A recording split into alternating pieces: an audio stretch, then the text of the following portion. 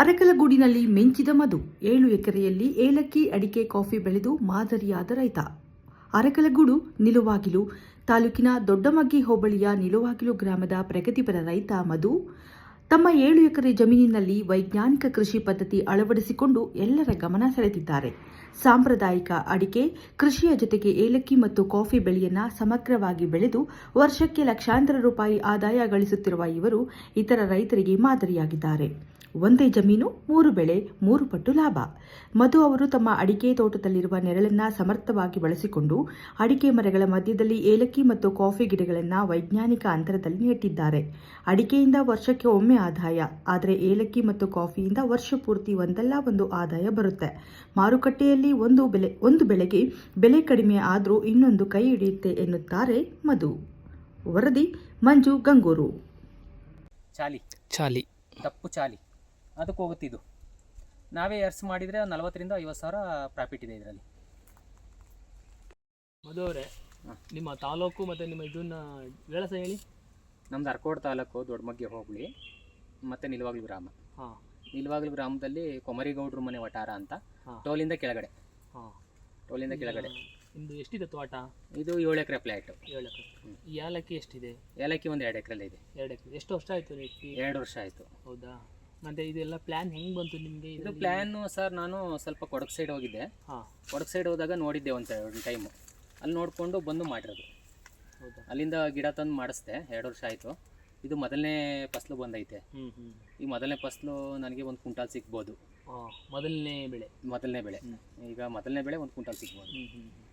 Next ಬೆಳೆ ಎಲ್ಲ ಮಳೆಗಾಲ ಸ್ಟಾರ್ಟ್ ಆದರೆ ಅದು ಆಟೋಮೆಟಿಕ್ಕಾಗಿ ರೇಜ್ ಆಗುತ್ತೆ. ಹೌದಾ? ಮತ್ತು ನೀವು ಈ 7 ಎಕರೆ ಪ್ಲಾಟಲ್ಲಿ ಏನೆಲ್ಲ ಬೆಳೆ ವ್ಯವಸಾಯ ಮಾಡಿದರೆ? ಏನೆಲ್ಲ ಬೆಳೆ? ತೆಂಗು ಮಾಡಿದ್ದೀನಿ. ಎಷ್ಟು ಎಕರೆ ತೆಂಗಿದೆ? ತೆಂಗು ಟೋಟಲ್ ಸರ್, ಟೋಟಲ್ ಒಂದು 6 ಎಕರೆಯಲ್ಲಿ ತೆಂಗಿದೆ. ಒಂದು 6 ಎಕರೆ ಅಡಿಕೆ ತೋಟನೂ ಇದೆ. ಒಂದು 2 ಎಕರೆಯಲ್ಲಿ ಏಲಕ್ಕಿ ಇದೆ. ಒಂದು 1200 ಗುಣಿ ಕಾಫಿ ಇದೆ.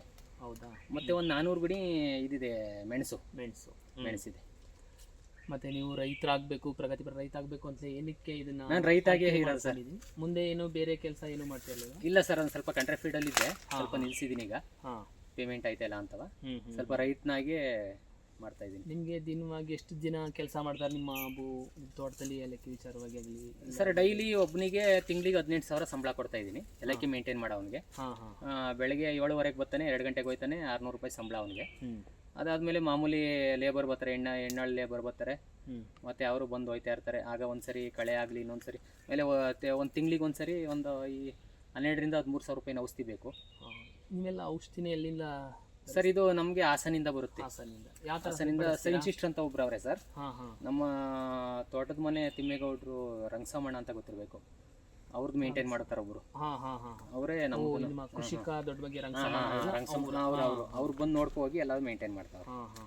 ಔಷಧಿ ಎಲ್ಲ ಕೊಡೋದು. ಮತ್ತೆ ನೀವು ಔಷಧಿನ ಯಾವ ತರ ಸಿಂಪಡಿಸ್ತಾರೆ? ಅವರೇ ಬಂದು ಕೊಡ್ತಾರೆ ಸರ್. ಮತ್ತೆ ಅವ್ರು ಹೇಳ್ತಾರೆ ಯಾವ ತರ ಸಿಂಪಡಿಸ್ಬೇಕು ಅಂತ. ಆ ತರ ಸಿಂಪಡಿಸ್ತೀವಿ.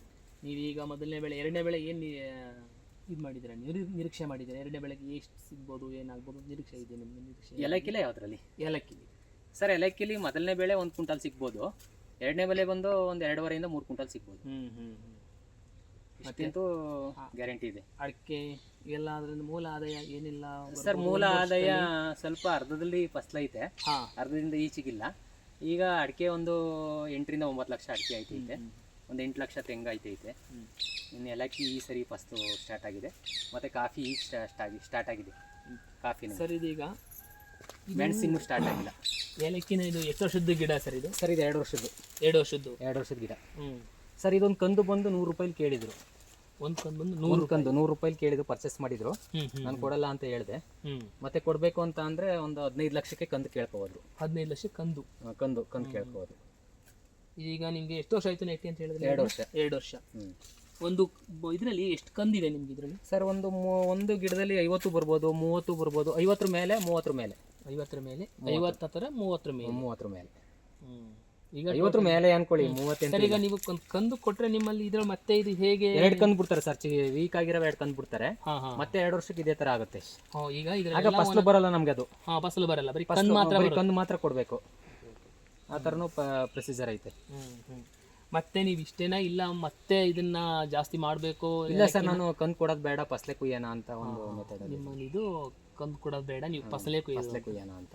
ಹೌದು, ಇದು ಕಂದು ಕೊಟ್ರೆ ಗಿಡಕ್ಕೆ ಒಂದು ಏನೋ ಒಂದು ಇದನ್ನ ಕಂದು ಕೂದ್ರೆ ಗಿಡಕ್ಕೆ ಏನೋ ಒಂದು ಪ್ರಾಬ್ಲಮ್ ಆಗಲ್ವಾ? ಇಲ್ಲ ಇಲ್ಲ ಇಲ್ಲ, ಅದು ಕಂದು ಸರ್ ಬಳೆ ಕಂದು ಕೀಳ್ತಾರಲ್ಲ ಸರ್, ಹಾ ಹಾ ಗೆಡ್ಡೆ ಟೈಪು, ಹಾ ಆ ಟೈಪಲ್ಲಿ ಕಿತ್ಕೋತಾರೆ, ಗೆಡ್ಡೆ ಟೈಪಲ್ಲಿ. ಹ್ಮ್ ಅದು ಕಿತ್ಬಿಟ್ಟು ಅವರು ನಾಟಿ ಮಾಡ್ಕೋತಾರೆ.